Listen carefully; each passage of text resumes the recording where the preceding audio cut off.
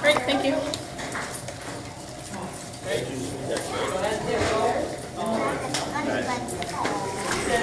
You're going to do the tour, too, right?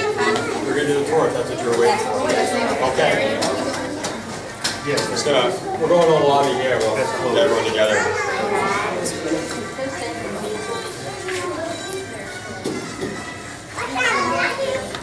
If anyone wants to come forward, we're heading in right now, okay?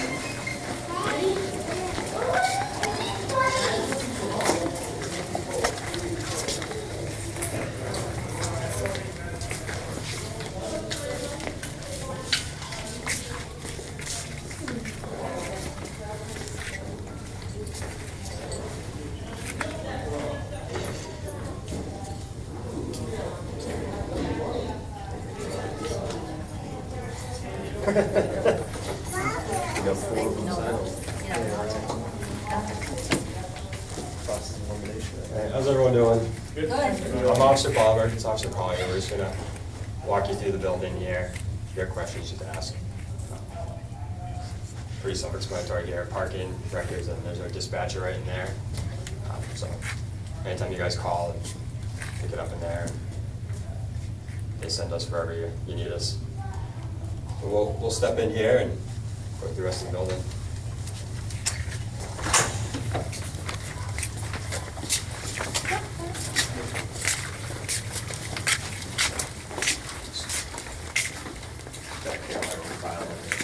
If you want to look through the window, you can, to get a little bit better view of dispatch. Oh, yeah, you got. You can park a lot.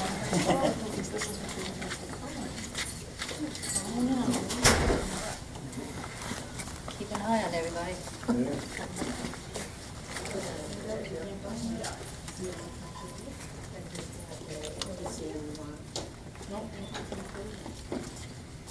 Good. You guys got any questions about dispatch or? Oh, okay. We'll go right into your investigations right through this door. Where all detectives work, right over here.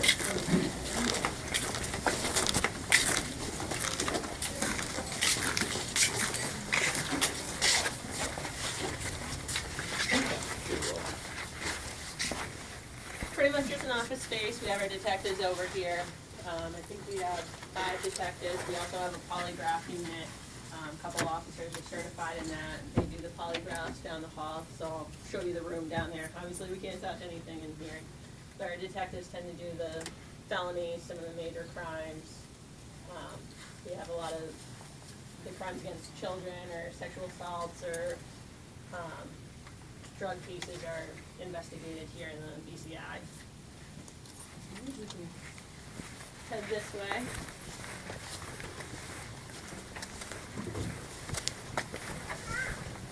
Just a conference room here, nothing. You guys sit there. Office one.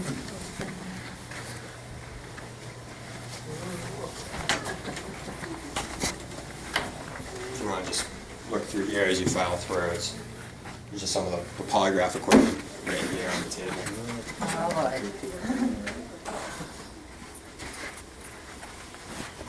You guys pass this conference room on your right. We have several interview rooms in the police department. We have a couple right here. Officer Bomberg's in the one with the polygraph unit. There's one here. We have one in booking that are all audio and video recorded. And we can watch them from the conference room as well. So we have a nice setup here for interviews. Anybody want a polygraph? You guys can look, just don't touch it. You can look at what's in there.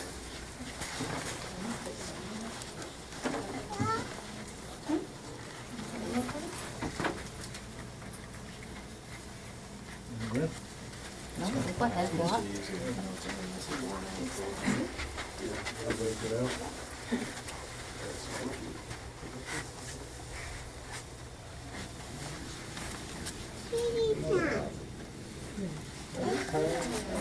I thought about it, but I don't know, I looked at comp, right?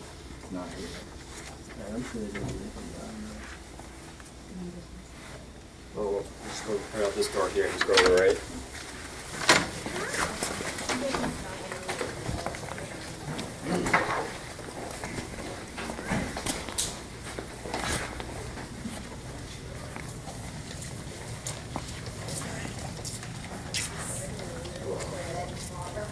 It's just the locker room and stuff.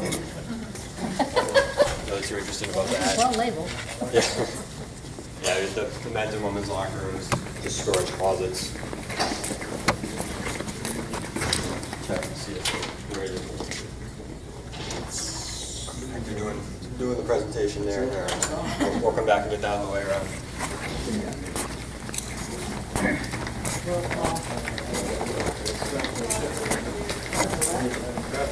They just stop.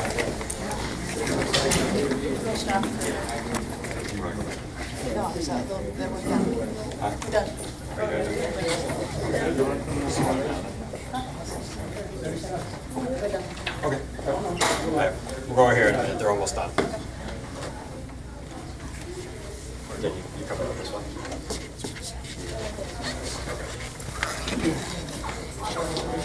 All right, we'll go back in that door. They're gonna come out this way. I'm sorry? They're just finishing up. Yes, you will. You don't put no.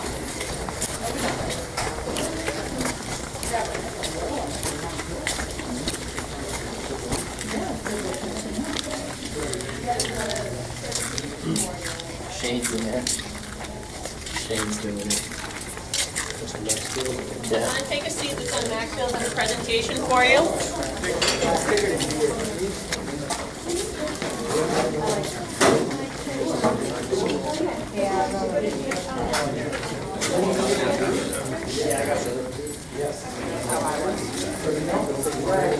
What's that? I helped build this one. You built this one.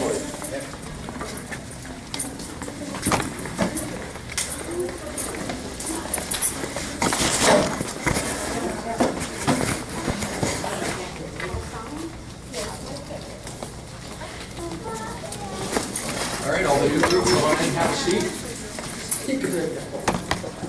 Good job, thank you. Thank you. Enjoy the tour. All right, folks, this is a little slideshow I put together that is basically talking about some of the capabilities of the police department and some of the stuff that we do around here. If you have questions, then ask them at the time, and we'll answer them. At the end of this thing, you can visit the table back there, especially if you have kids. There's all kinds of little goodies and doodads over there. So without further ado, when we hire new police officers, there's a pretty lengthy process that is in place for that, because we want, obviously, the best people to put on the streets to serve the city as possible. So there's a lengthy application process, including written tests and physical tests and psychological tests, background investigations where we'll go back and talk to your 4th grade girlfriend, for example, things like that, because we don't want loose cannons out there. We want the best people we can have out there. So once people successfully navigate all those hurdles, they may be offered a conditional offer of employment. And these new police officers up there are getting sworn in by the city manager, John McClain. And one of them is in the police academy right now. One of them has already been to the police academy, and there's one that is waiting to go to the police academy. We have a pretty high attrition rate in the field training program. After they get hired and sworn in, there's about a 14-week period where we have an in-house training program for them. And we have probably right now, recently, we've got about a 60 to 75% washout rate for that, because there's people, they discover it's just not what they want to do, or they don't have the aptitude to do it, or they don't have the temperament to do it. You have to have a really long fuse most of the time. Sometimes people just don't make it, and then they move on to something else, or they move on to a different agency. Part of that program is, for the new guys, is OC training, which is a pepper spray. So we hose down all new people liberally with pepper spray in the beginning, and this is a couple of the officers using the eye wash, which you guys will see back in the booking room area. So all of us have been sprayed several times probably with pepper spray, so we know what it's like. Therefore, we don't use it crazily out of the street. Some of the other training that we do is defensive tactics training. We train in hands-on training. We do baton training because we carry expandable batons. More recently, we've gotten professional training in some ground fighting, because we've found a lot of times we'll end up going to the ground with people that we're trying to arrest or who are trying to assault us. We'll end up on the ground, and prior to getting this training, we didn't really have a whole lot of idea what we were going to do once we got on the ground. So it ended up just being a slugfest, which isn't good for anybody. So we've recently gotten some professional training in ground fighting to be able to deal with people on the ground. That's Officer Stewart being a baton ninja. We've got several little sub-departments and teams in the police department, and one of them is the K9 team. On the bottom right is Lieutenant Tenney with K9 Leica. She's been retired last year, so she's living the good life at home. On the top left is Officer English with K9 Patriot. They're the current K9 team. Not only do they serve Keene, but they serve all the surrounding region as well. So we've gone to calls in most of the towns in the county several times. We've gone to calls outside of the county, and I think a couple times we've actually dipped down into Massachusetts to help them with various stuff. Leica has caught has tracked down and caught numerous felons and bank robbers and stuff like that. She's also found, or he's also found, lost kids in the woods and all kinds of good stuff like that, as well as contraband or stolen stuff that bad guys have thrown out of their cars when they're fleeing. He's found that kind of stuff as well. He's very useful.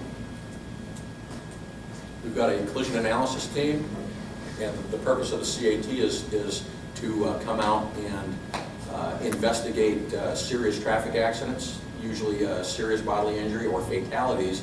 We will call these guys out, and they've got special training. They've got schools that are several weeks long that they've gone to. So they've got all kinds of mathematical formulas, and they take measurements, and they use GPS measurements and all kinds of stuff like that to analyze all the evidence that they can find at the scene and ascertain with a high probability exactly what happened and why the crash happened, which is important. You'll see most of these guys are in their civilian clothing because most of them were probably called out off of duty. So most of these teams are 24-hour teams, and that we get called out whenever we get called out. And it may be I just got home from work, or it may be 2 in the morning. So if they call us, we come. We've got a tactical team. It consists of 3 parts: the entry team, the sniper team, and the crisis negotiators. The tactical team is equipped with special training and special equipment and weapons, and they're designed to give them a higher capability of dealing with higher threats than your average police officer. Keene, New Hampshire is getting known as the bank robbery capital of New Hampshire, unfortunately. It hasn't been too many lately, but if you folks have lived here for a while, you know, like last year and the year before, it was like a bank robbery every 3 weeks for the entire summer. Several of those bank robbers had been tracked down, and they went to ground somewhere in the county, and more often than not, it was our tactical team that went over and rooted them out of wherever they were bunkered up in. And in a couple of cases, they were exactly that. They were bunkered up, and they were armed, and they didn't want to come out. So it's important for us to have the capability of dealing with that in a safe fashion, because we're not just going to send a police officer or anybody else in there not properly equipped to deal with them. In most cases, we're actually able to talk them out voluntarily and convince them to give up, because the other options for them aren't that great. We try to become familiar with most buildings that bad incidents could happen in. So this is them training in one of the schools, because bad incidents unfortunately happen in schools. You notice K9 Leica there on the top left. The K9 handlers are part of the tactical team. So we practice and we train with the dog. Sometimes the dog gets excited and bites us, but more often than not, they're pretty tame. And in some instances, it's smarter to send the dog in first rather than a human, unfortunately. But that's the way it is. This is us working in conjunction with a Vermont tactical team. We have mutual aid packs with some teams that are around us, and we're training in bus rescues here. This is the sniper element, and they're used to gather intelligence on a situation and if necessary, use their firearms. On the bottom right there, that pile of mush there on the bottom right is a sniper somewhere in there, looking at something. Some of the police cruisers, I'm not sure whether they're going to hit this on the tour, so I decided to run over some of these things.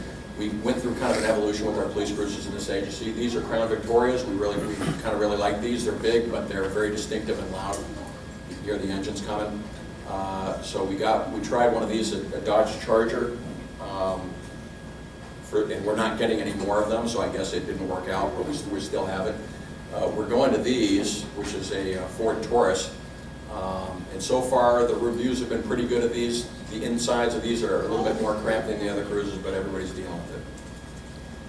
This is what the inside of the back of the cruisers looks like. You notice there's a plexiglass panel separating the prisoner compartment from the driver compartment because we got tired of getting spit on and assaulted through that, so they put these panels up.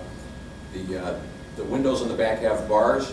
As of a couple of years ago, we used to lose a cruiser window about every week. Prisoners would kick the cruiser windows out, and it was very difficult to get them to pay for that, so we ended up putting bars, and now they can kick the bars all they want.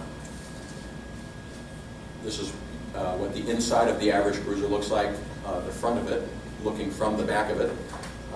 That's a laptop on the right, radar in the center, and radios in the center. And with the laptop, we almost don't need to call the dispatcher for anything other than just letting them know what we're doing. We can run all of our license plates, and run all the driver's license, and see if there's stuff stolen or whatever. We can do all that stuff right from the computer in the cruiser, and we can stay off the air. We've got a crime scene van. You guys probably saw that blue and the two-tone blue thing out front. The crime scene van, or the crime scene unit, exists to give us full investigative capabilities for crime scenes. So we can go, we take this thing out to any of those major accidents, so if the collision analysis team gets called out, this vehicle goes out to it. We've handled murder scenes and everything on down with this vehicle. It's got stuff inside where we can take tire casts and fingerprints and DNA samples and anything that we want to do. We can take evidence. We can do anything and record stuff with this. It's got a built-in generator, as you can see on the bottom right. It's got all kinds of light suites in it to light up the crime scene at night. Basically anything we need is in this crime scene van. And I think we bought this from National Police Department, or they gave it to us. Not sure which. We've got, this is Officer English. He's not on the bike anymore. He's running the K9 unit, but we do have several officers that are on a bike unit, and that's very handy downtown and very handy in the college area when the college is in, as you can imagine. Some of the assorted things that we do, just in no particular order, this is kind of a mashup. We direct traffic at accident scenes and at construction sites. This looks like it's road construction there. You'll notice in the school zones, when the school is in, we heavily patrol the school zones, and sometimes we put people out on foot to help with that in the school zones so that kids can cross the street safely. A lot of times we deal with, strangely enough, we deal with drunk college kids. And this guy decided to go to sleep on the sidewalk in front of Five Star Convenience, so we helped him get home or wherever. And sometimes we deal with bad guys. These guys assaulted somebody at the college and then ran off, and we lost them. So as we were looking around, we found them hiding in the dumpster. So they were nice. They gave up. I told them, stay right there. I ran back in my car and got my camera because it was such a cute photograph. And actually, they ended up being nice guys, other than pounding the heck out of some kid at the college. They were nice guys. We deal with assaulted people from the bars almost nightly. We deal with shoplifters daily. Natural disasters. Most of you folks were here a couple years ago for the big flood. We were all out for that. And we actually had people spread out throughout the county on that from our agency, helping with that, even though Keene was hit almost as bad as some of the other places. This, I think, was the sunset of the day after, I think. It says morning. Car accidents, we deal with car accidents all the time, minor ones and major ones. These are some of the major ones. No fatalities here, and actually I don't think anybody was seriously injured in most of these.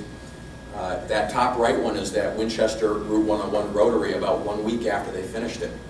People were still having a hard time cracking the code on how to make that work.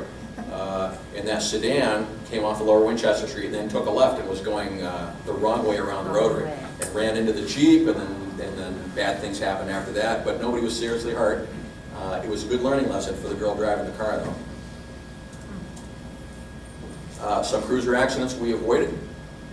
I was driving up down Route 12 south towards West Street, and this flatbed on the right over there was merging, and it had this big concrete cube for a construction site, and the cube rolled off and was like the craps table at Las Vegas, and rolled in front of my cruiser and missed me by about a yard. So that was kind of entertaining. And sometimes we don't avoid accidents. This officer was going to a stabbing in progress and was probably going faster than he should have gone, and the road conditions were wet with leaves covering the road, and he spun out and slid into the front of a house. So we bought that lady a new porch and some shrubbery. He got in trouble. Vandalism, unfortunately vandalism, as you guys know if you live around here, is pretty common. Broken windows, spray painting stuff, damaging cars, that sort of thing. Cars, unfortunately, are really popular just because the windows are spectacular when people break them, so there's like all kinds of stuff broken. The bottom two pictures are from behind Hannaford's on West Street. Somebody came out of the woods at that, the illegal camping area they have back there. Somebody came out of the woods and they were intoxicated and in a bad mood, so they grabbed an aluminum flashlight and just worked over both of these cars. We deal with burglaries pretty often, usually businesses, but also residences. And these are business burglaries, and it looks like they didn't even bother trying to take the safe there on the bottom right. Just looking for small change. There's a fairly noticeable drug issue in this region. I mentioned before that we tend to help out our community, not just Keene. This was a methamphetamine lab that was going up in Walpole. And we have a clandestine lab team out of Keene that we use, and we sent them up there to assist in dealing with this meth lab without getting it to explode. So this is now up there dealing with the meth lab. More locally, we had this cocaine dealer. He thought he was kind of a kingpin. He had all the Scarface memorabilia and everything, and all the bling, most of which was counterfeit and fake. And he lived in this tiny little apartment. So he had all this bling, but he lived in this tiny closet-sized apartment. And under his bed, he kept a handgun and his cocaine that he was selling to anybody that would buy it. So those are all 8 balls of cocaine and some larger parcels of cocaine and the revolver that I think was stolen. We're on patrol pretty much all the time, traffic enforcement. We basically want to modify driver behavior and make sure that they drive safely. Arson investigations, fortunately not too common, but we do those. This is a big tree that fell over onto a house across from the hospital. And of course, guarding the bouncy house here at National Night Out. Every once in a while, we see neat things around the PD. Now that we're on the outskirts of the city, there was like a little herd of deer running around one day, and sometimes when it snows, it looks pretty spectacular. If you look up on the hillside behind the PD, it's kind of neat. And then we have 3 shifts that work here. One shift is a day shift, one shift is like a middle shift, and then you have a 9 p.m. to 7 a.m. shift. And in the wintertime, sometimes the 9 p.m. to 7 a.m. shift is magical because everything is like stopped. And then if the snow falls just a little bit, you get neat things like this. This is taken from, I think, Winchester Street, looking north on the river. All the frost on the trees there. And then this one is, I think, Osceola River Park with the bridge. Yeah, the bridge. Bridge is pretty neat. That's pretty much it. Anybody have any questions? I have a question. Yeah. With your SWAT team, your tactical gear, is that Kevlar plated? Kevlar plated. Yeah. It's made of Kevlar. It's made of Kevlar, just like the regular body armor is. Nothing. All right. Help yourself to the stuff on the table back there. Thank you. Enjoy the tour.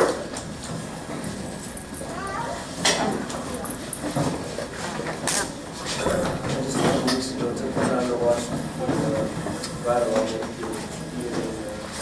I think we just pass this and stuff. yeah, I love it. Yeah, we're gonna go out the I do. Get most of the group going. Yeah. Haven't seen it. Yeah, I'm living community. But yeah, when I got here, I'd asked to, if I could sign one to, the policy. Yeah, they said after that, the policy changed, I think yours was the last one. All right, we can start filing it out, looks like, you know.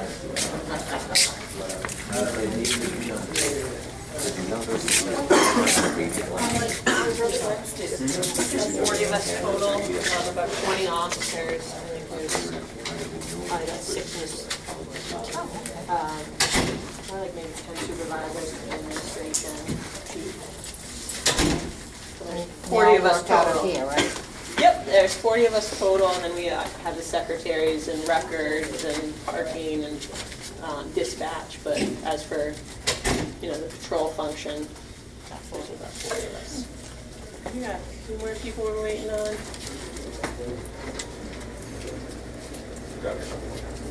Okay. You're on the way. Aha, you guys do this? They have to send out the rest All right.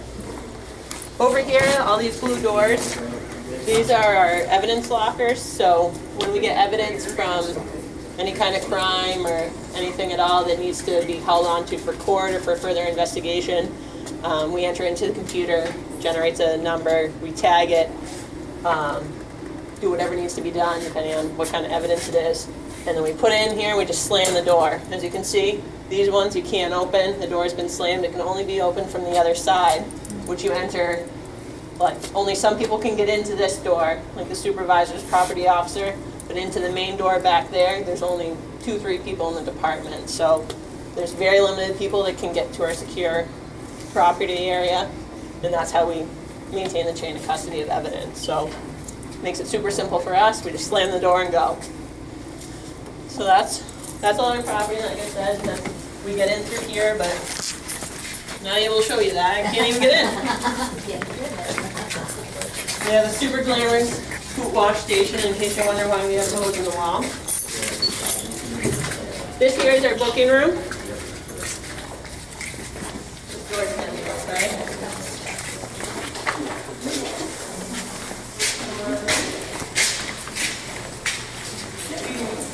Come on in.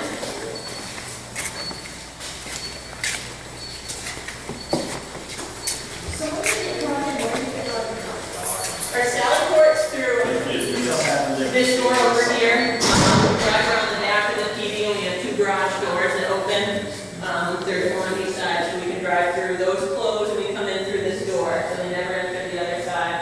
As you guys heard when we came in, that PD building, all our doors that we need are keys to get in.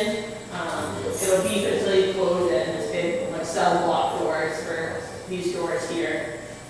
Booking area, this is where the prisoners come in. We book them on the computer stations. We have an APHIS system, so when we fingerprint, it's not done by ink anymore, it's all by a scanner.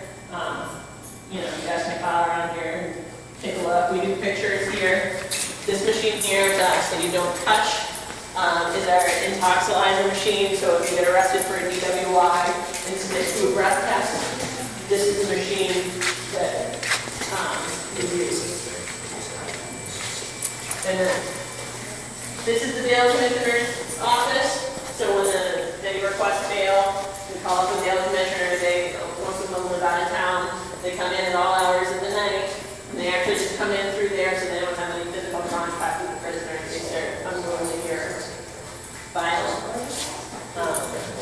Like I said before, we have some interview rooms. We have one tiered booking.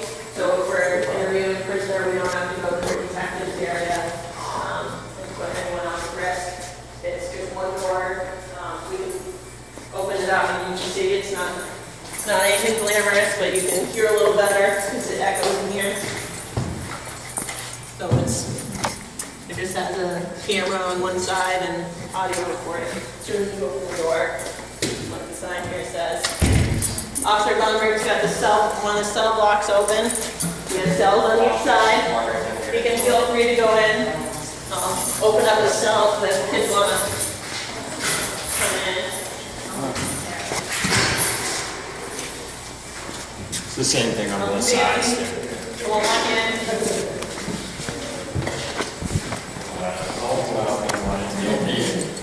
While the door's open. I like yours better.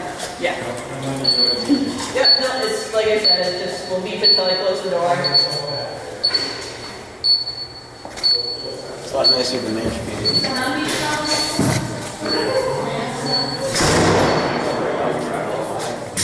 I inquired, but I didn't ride on the truck. tried to process more of those 2 violations that were allowed because it was not approved. Max told me, And I argued with him. I asked Mail what it was, and he said that it was. I couldn't even go around before I was hired, so Oh, I feel yeah? bad. Yeah, no, It's not really good for you guys. yeah, no, I know that. Talk to me. No, yeah, just doing a ride along. Standard here.